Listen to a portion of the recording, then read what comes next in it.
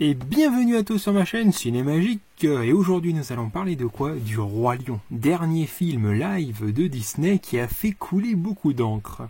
De toute évidence, le film est visuellement magnifique. Tous les animaux, les décors, c'est techniquement du grand art. Il se veut totalement réaliste. Et on pourrait dire que c'est du travail de recherche, d'imagination aussi, que de rendre réaliste et plausible un univers aussi déluré à la base. Les studios Disney se sont toujours voulus à la pointe de la technologie, essayant toujours de donner le ton, le rythme. C'est presque une exposition de leur savoir-faire, ainsi que des tentatives de repousser les limites de ce qui se fait actuellement. Il y a d'ailleurs quelques scènes qui se rallongent dans le film, avec cette impression que c'est pour montrer la prouesse technique, prenant effectivement le pas sur l'émotion. On pourrait aussi être gêné par le rythme du film qui semble un peu au ralenti, un peu plus mou. Les chansons sont revisitées, rallongées également et amenées d'une autre façon. La scène de la mort du roi, par exemple, au moment du zénith de la musique, il y a Scar qui apparaît et Simba qui commence à lui parler. Ce qui ne nous laisse pas le temps, je trouve, de vraiment ressentir l'ampleur de la tragédie. Pas forcément fan non plus de la chanson rajoutée, quand Simba et Nala font leur trajet de retour vers la terre des lions. Des lions qui sont ma foi vachement bien faits, très fidèles aux mouvements et comportements de véritables lions, mais paradoxalement je trouve que les regards n'ont pas assez d'impact, ne sont pas assez communicatifs. Et plusieurs scènes de grande émotion semblaient assez plates, assez immobiles de par ce jeu de faciès, de regards pas assez nuancés par rapport aux autres scènes. Mais c'est une démarche qui n'est pas nouvelle. On en parle peu, mais Disney possède une branche qui se nomme Disney Nature, proposant des films sous forme de documentaires sur la vie et en conditions réelles des animaux. Par exemple, il y a eu Chimpanzé, au royaume des singes, né en Chine avec un panda, ou encore Félin de 2012, racontant justement l'histoire de deux familles de lions. On y voit aussi des guépards, peut-être une référence, puisque dans ce film live du Roi Lion, on en voit. De manière générale, je dirais que le film est sympathique, plutôt bien même, mais n'a pas forcément matière à s'y pencher. Même si ça fait mouche par instant, c'est moins amusant, c'est moins émouvant. Ça manque de puissance, de nuance, d'ampleur dans certaines scènes. La voix de Jean Reno va également en ce sens, moins d'envergure, moins de présence. Le film n'est qu'un événement Disney parmi d'autres. Il faut dire que le rythme des sorties de leurs films sont trop rapprochés, réduisant la valeur et l'importance que ça aurait pu avoir. C'est le troisième film live dont je parle, après La Belle et la Bête et Aladdin, et encore une fois, je trouve qu'on ne parle pas assez du méchant. On pourrait dire que c'est la manière dont on présente un individu ou un personnage qui enracine dans l'esprit du spectateur s'il va l'aimer ou non. C'est de notre époque moderne de dire qu'on va faire son propre avis, mais cet avis est toujours influencé par la perception que chacun se fait non seulement des choses, mais surtout la manière avec laquelle elles sont présentées. Comment diable pourrait-on ne pas aimer Simba, tout mignon à croquer comme une peluche, avec ses patounes et son air innocent? Une scène qui va complètement en ce sens, c'est quand il va chercher Nala et que sa mère lui fait faire sa toilette. C'est un passage où on voit Simba se rouler par terre avec plein de mimiques et d'effets kawaii. Si ça ce n'est pas un rajout pour nous faire complètement craquer. On montre la jeunesse de Simba, on ne peut qu'être avec lui. Mais imaginez maintenant que ce soit la jeunesse de Scar que l'on montre. Scar est né inférieur et différent de la beauté et de la force physique des lions. Il n'a pu qu'être déconsidéré et rejeté. Un lion qui à la base n'a rien de maléfique, mais qui n'est simplement pas vu de la même façon que son frère. C'est une dualité fratricide comme Abel et Caïn, où l'un est béni et l'autre maudit. L'un réussit tout et en est certainement félicité, l'autre échoue constamment. Toutes les faveurs et tous les privilèges ont probablement été offerts sur un plateau à Mufasa, et Scar s'est vu couper dans tous ses élans, dans toutes ses envies. Comment ne pas devenir envieux et jaloux, et surtout amer? Je crois que ça aurait été fascinant de faire la jeunesse des deux frères en compagnie de leurs parents, montrant comment tout ça s'est goupillé et comment Scar a eu sa cicatrice. Ce n'est pas si différent de l'histoire de Thor et de Loki, qui possèdent l'intelligence mais pas la force. Ce que ne manque pas d'ailleurs Scar de faire remarquer dans le film. Nous avons ici un Scar qui a vécu dans l'échec, dans l'ombre et la solitude constante, et qui a tenté d'affronter son frère à maintes reprises. Encore une petite séquence rajoutée ici où Scar dit « plus jamais il ne l'affrontera », nous orientant vers un passé lourd et douloureux pour ce personnage, qui vit depuis un certain moment en ayant abandonné l'idée de prendre sa place. Le passé avec Mufasa est également suggéré avec la hyène Shenzi, comme s'ils avaient déjà eu une histoire, et que Scar fasse partie de ce groupe, là encore il y aurait eu matière à développer quelque chose. Dans l'animation, Scar a plus d'énergie et paradoxalement on le sent beaucoup plus vieux, plus fatigué. Ce n'est que l'arrivée de Simba qui, tel un nouvel espoir pour la lumière, l'est également pour les ténèbres. Mufasa est le soleil, et Scar les forces obscures de la lune, ombre et reflet du soleil. Dans ce cycle de la vie, dans cette ronde infinie, on peut dire que la lumière est bénie, et qu'elle est bien plus forte. Quand Simba apparaît, c'est le futur roi, comme une forme de destinée, quelque chose d'inéluctable, qu'on ne peut changer, qu'on ne peut altérer. Si on y réfléchit, Scar ne fait que retarder, repousser l'inéluctable. Simba est cette nature qui reprend ses droits contre laquelle on ne peut lutter. D'ailleurs, Simba lui-même ne peut lutter contre sa véritable nature, qui se traduit sous forme de devoir, de quête identitaire, de destin. On ne va pas pousser trop loin et ce n'est peut-être pas la meilleure œuvre pour l'évoquer, mais bien souvent ce sont les héros qui sont bénis, qui font partie du destin qui a déjà tout prévu, leur victoire, leur réussite. Et ce sont les méchants, entre guillemets, qui luttent contre quelque chose qui est déjà programmé, dont la victoire est déjà planifiée. C'est pour cela que je parlais de présentation, pour séduire le public avec un héros innocent et un être maléfique qui a déjà vécu. Mais si l'on remonte à l'origine, il est tout aussi innocent et pur. On peut voir beaucoup d'antagonistes comme une valeur honorable qui est celle de lutter contre une force supérieure, de lutter contre une victoire qui est déjà inscrite dans le cours de l'histoire. Un exemple, dans la série Smallville, dans l'un des derniers épisodes de la saison 3 il me semble, on pointe une interrogation intéressante puisque pendant tout l'épisode, on pense que le héros est l'être qui possède des pouvoirs. Mais Lex Luthor retourne la perception du récit en mettant en avant que c'est l'humain sans pouvoir et luttant contre un être divin doté de pouvoirs extraordinaires qui est le véritable héros. Ce destin inéluctable provient de l'éducation qui a été faite à Simba, avec les règles et les lois sacrées, si on peut dire, de cette terre, qui ressemble à un paradis. Le débat n'est pas sur la notion de paradis, je trouve que le Roi Lion est plus riche que ça, parlant d'harmonie, de coexistence entre tous les êtres vivants, un peu ce que Cameron a développé dans son Avatar. On est sur une dimension plus universelle, plus cosmique, comme pour nous montrer que les êtres vivants sont régis par une force, si on peut dire, qui s'instaure dans le déroulement naturel de cette mécanique de l'univers. Que chaque individu n'est qu'un morceau, une miniaturisation de ce même univers, et que l'on fonctionne en fait de la même façon. Toutes les scènes avec les étoiles ou l'apparition du Père dans le ciel va en ce sens. Dieu ici serait plutôt le soleil et non un individu ou l'un des êtres vivants qui ne font ici que s'harmoniser avec lui pour prospérer. On le retrouve également dans les éléments comme la terre, le ciel, l'air et le feu qui sont utilisés de manière séquencée dans l'histoire, formant eux-mêmes un cycle où chacun s'exprime à un moment donné, donnant un sens à l'autre. Je trouve vraiment toutes les séquences avec Mufasa de grande sagesse, comme le fait de ne pas posséder la terre, le fait de penser à offrir plutôt qu'à prendre. De plus, on n'hésite pas à parler de la mort, de manière simple et concise, et plutôt de manière positive, là encore dans un système d'harmonie. Tout est accepté, fait de résiliation et de compréhension. Il garde même Scar avec lui, car plus que être son frère, c'est un membre de la famille avec un grand F. C'est-à-dire que l'ombre fait partie de la nature, elle n'est pas contre nature ou anormale justement. Et toutes les connotations à l'ombre ou aux échecs devraient être mis en lumière. On pourrait faire un rapprochement avec Star Wars.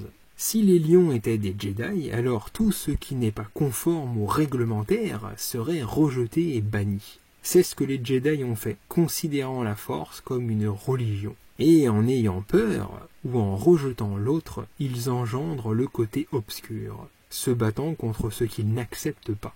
Ici, Mufasa montre qu'il est déjà au-delà de cette pensée.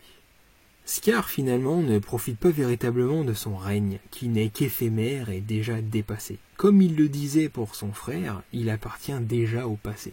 C'est une maigre tentative de triomphe, mais qui ne lui apporte rien.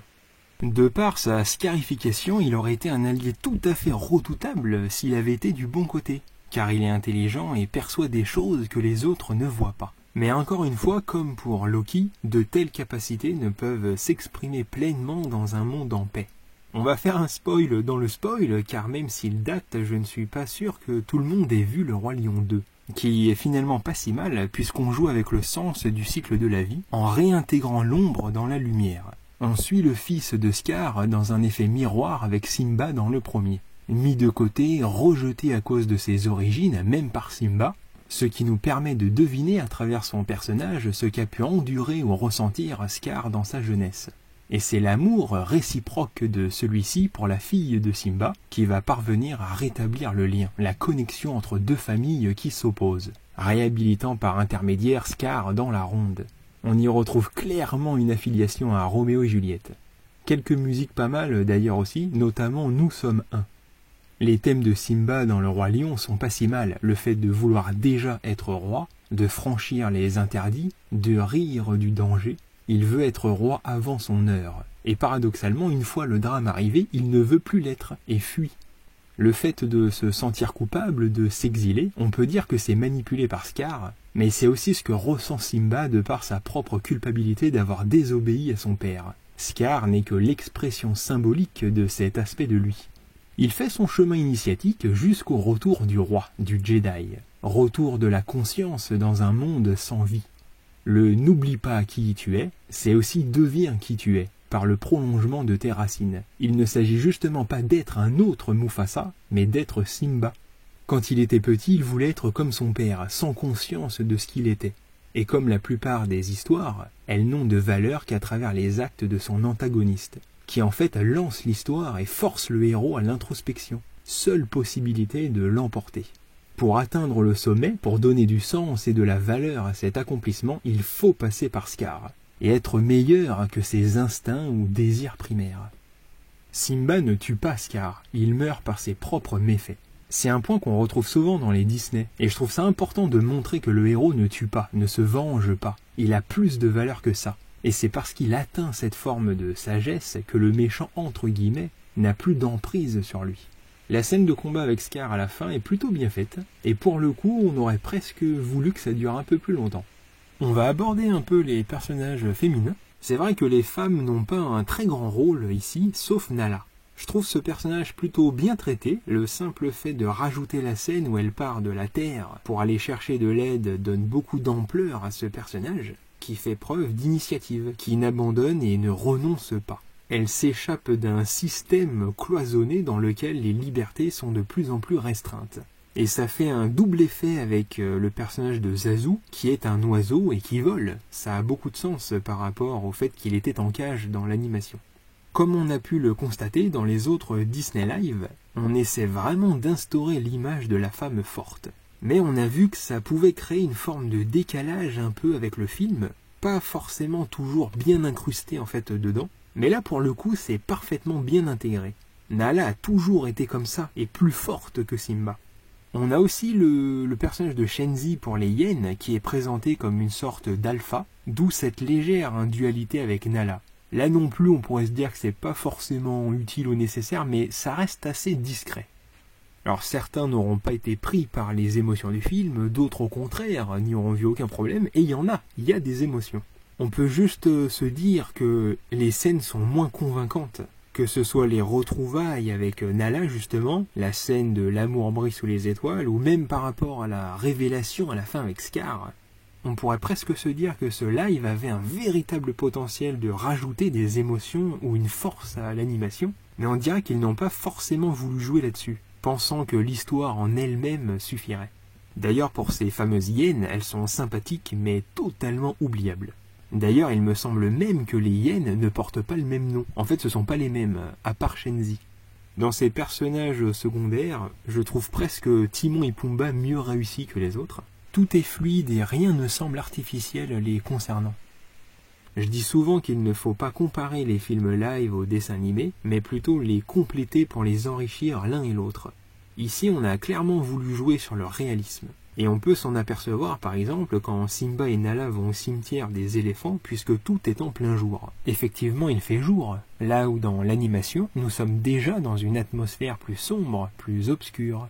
C'est la distinction entre le réalisme, ce que semblent chercher la plupart des studios, mais aussi le spectateur dans la plupart des films, en oubliant justement le symbolisme et les jeux émotionnels. Si on assombrit un paysage alors qu'on est en plein jour, le réalisme dira « ce n'est pas cohérent ». Mais le symbolisme, lui, réagira en disant que cette ambiance est ce que représente ce lieu, qui est aussi la perception avec laquelle les personnages abordent ce lieu, ou l'état émotionnel dans lequel ils sont. On voit souvent ça dans les films d'horreur, une situation banale qui devient effrayante. Pourquoi ? Parce que l'état dans lequel on est, émotionnellement, est différent. Donc forcément, ce que l'on perçoit est altéré. L'image et l'atmosphère d'une œuvre reflètent l'état des individus. C'est projeter vers l'extérieur ce qui est intérieur, pour être plus perceptible et palpable, compréhensible pour le spectateur. Et que ce soit dans les films d'horreur ou dans les contes de Disney, ils jouaient énormément là-dessus. Et c'est ce qui fait que dans beaucoup de situations, dans les faits ça peut être faux, mais pour ce que vivent les individus c'est d'autant plus vrai. Un peu comme ce que je disais au tout début, les expressions des personnages sont plus explicites dans une animation pour refléter leur vraie nature, qu'elle soit plus parlante, plus limpide, et c'est à nous justement de traduire ces exagérations, si on peut dire, sous une forme de réalisme. Quand on rencontre des gens, ils se présentent sous une forme, mais ce qu'ils vivent à l'intérieur est bien différent. Quand on dit qu'une œuvre n'est pas réaliste, ça ne veut pas dire grand-chose, car il s'agit simplement d'un autre langage, d'une autre forme d'expression, qu'il faut alors traduire, transposer dans un contexte réaliste. Et nous avons cette distinction de perception avec les personnages de Timon et Pumba, et le fameux Hakuna Matata. Le fait d'oublier tous les soucis, tous les problèmes, c'est une bonne analogie de la fonction même du cinéma ou de pourquoi le spectateur y va, pour oublier ses problèmes et se divertir pendant 2 heures.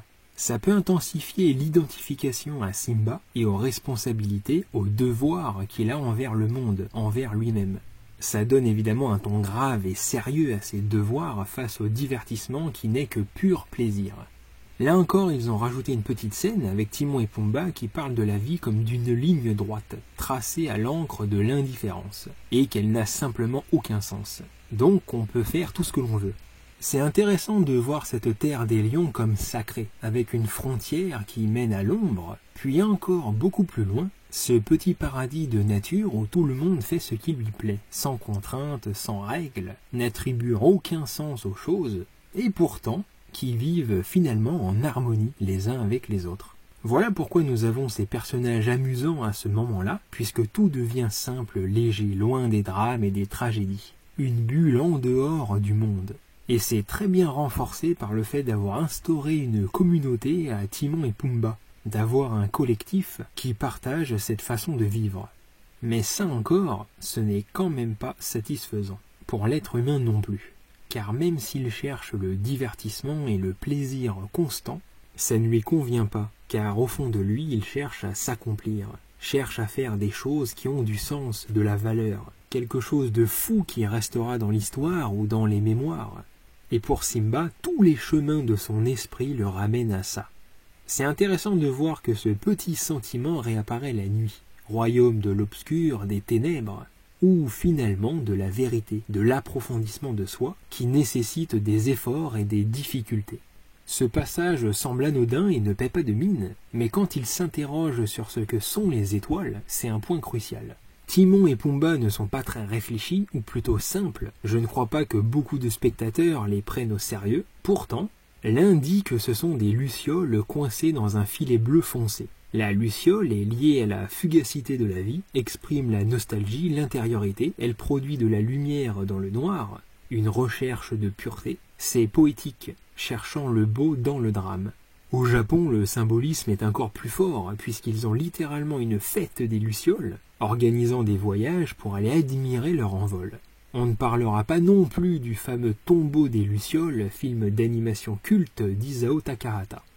Pumba, quant à lui, dit que ce sont des boules de gaz qui brûlent à des millions de kilomètres. Un peu bébête, le Pumba, et pourtant, les gens qui sont tellement attachés à la science ou aux preuves, au concret, eh bien, ce serait bien cette définition-là qui en serait la plus proche. Les étoiles sont des énormes boules de gaz très chaudes. On parle de condensation, de transformation, de consommation et de consumation. Quand on sait comment naissent et vivent les étoiles, expliqué de manière scientifique, c'est exactement de la même façon que l'on vit sur Terre. Et rien ne vient contredire une vision plus poétique ou symbolique de celle-ci. Bien au contraire. De même que la croyance établie par Mufasa ou Simba qui parle des grands rois qui nous ont précédés et sont là-haut à veiller sur nous.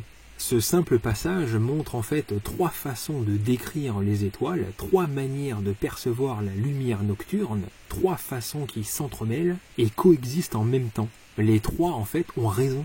Les lucioles éclairent le chemin lorsque l'on est perdu. Elles renvoient au souvenir de l'innocence de notre enfance, pour nous ramener vers ce que l'on est et qui l'on est. C'est une forme de connexion à quelque chose de plus grand, de plus spirituel. L'espoir d'un renouveau dans les moments les plus sombres, et que rien ne disparaît totalement. C'est exactement ce que dit Mufasa des étoiles, mais d'une autre manière. Et c'est également ce que dit l'étude des atomes, des particules, de la poussière et du gaz que forment les étoiles, les planètes, les systèmes, dont nous descendons tous. Même des personnages anodins et loin de la réflexion peuvent faire mouche et faire preuve de clairvoyance, même s'ils n'en ont pas conscience. Tout existe et tout fait écho à quelque chose, tout fait sens à celui qui en cherche, ou qui est à ce niveau de lecture. Comme Rafiki qui unifie en quelque sorte tous ces aspects à la fois sérieux, réfléchis, malins, rusés, amusants et pertinents. Il ne cherche pas à expliquer ou à avoir raison, il montre et guide l'autre à sa propre compréhension. Il y a cet effet avec Simba qui, au moment où Nala arrive, fait complètement abstraction de Timon et Pumba. Et la scène où il part, ça ne m'avait pas fait ça dans le dessin animé, mais là, il part en abandonnant complètement Timon et Pumba comme si ça n'avait aucune importance, aucune valeur. Tout ce qu'il a vécu jusqu'à maintenant, il le laisse derrière lui. C'est pas forcément valeureux. Par contre, ça met bien plus en valeur Timon et Pumba sur leur notion d'amitié, qui n'hésitent pas à quitter leur petit confort pour rejoindre une cause, une lutte cosmique, si on peut dire, qui les dépasse complètement. Ils ont aussi changé l'utilisation du bâton de Rafiki. Ici, ils le récupèrent juste avant d'aller combattre, comme s'ils reprenaient les armes en quelque sorte. Le bâton est lourd de symbolisme également. On le voit souvent tenir par des vieux sages. Il peut être à la fois autoritaire, mais aussi servir de soutien pour les voyageurs. Le fameux bâton du pèlerin, du berger ou de Moïse.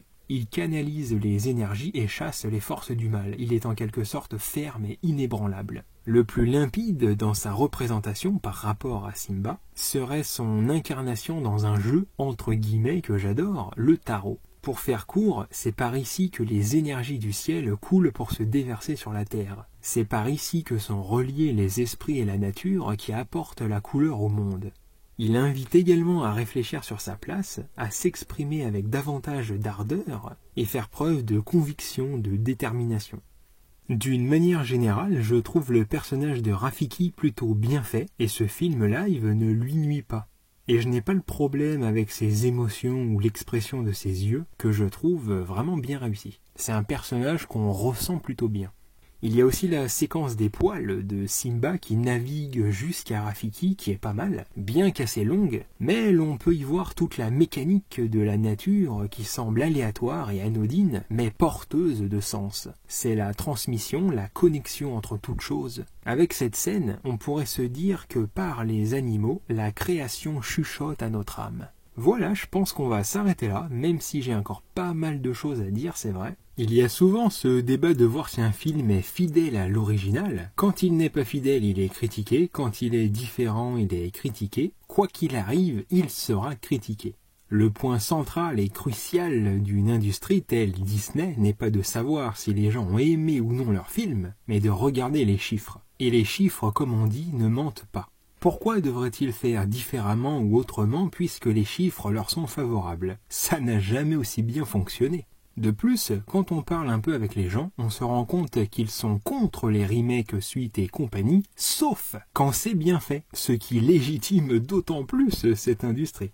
Une œuvre est-elle fidèle à l'original, mais de quelle origine on parle? Du Roi Lion animation de 1994 ou de son inspiration, Le Roi Léo, œuvre d'Osamu Tezuka de 1950? Pour ceux qui ne connaissent pas, c'est celui qui a fait Astro Boy.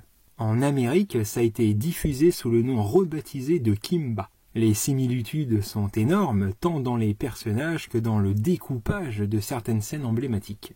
À l'époque, tout ce que les Japonais demandaient, ce n'était pas de l'argent, mais la reconnaissance officielle d'Osamu Tezuka. Et la compagnie de Disney de l'époque leur ont répondu qu'il n'y avait aucun plagiat et que personne n'avait même connaissance du Roi Léo. Pourtant, ça ne fait aucun doute, même les Simpsons l'ont parodié dans un célèbre épisode. L'acteur américain qui double Simba était convaincu d'avoir été embauché pour un projet lié à Kimba. La réaction japonaise, notamment celle d'Osamu Tezuka, est alors remarquable, puisqu'au lieu de se lancer dans une guerre stérile, il s'annonce au contraire un grand admirateur de Walt Disney et se considère en quelque sorte flatté que la firme s'inspire d'une de ses œuvres, considérant finalement Le Roi Lion comme un hommage. On peut prendre un autre exemple, les westerns tant appréciés de l'époque sont-ils fidèles eux-mêmes aux origines dont ils s'inspirent? Tout le monde encense le grand Sergio Leone, à raison bien sûr, mais certains de ses films les plus populaires sont d'inspiration ou carrément plagiés sur les films japonais. Suffit de voir Yojimbo pour comprendre que pour une poignée de dollars est la transposition du film dans un contexte de western. De plus, les gros plans, les jeux de regard, les ralentis, les duels, les longues séquences silencieuses, le rythme lent calculé, les décors, les contrées, l'attrait des armes comme extension des personnages, leurs gestuels, sans oublier le mélange de drame et d'humour dans les personnages qui deviennent à la fois bons et mauvais, tout ceci étant inhabituel en Occident, puisque toutes ces choses proviennent du Japon, de tous ces vieux films de samouraïs de l'époque.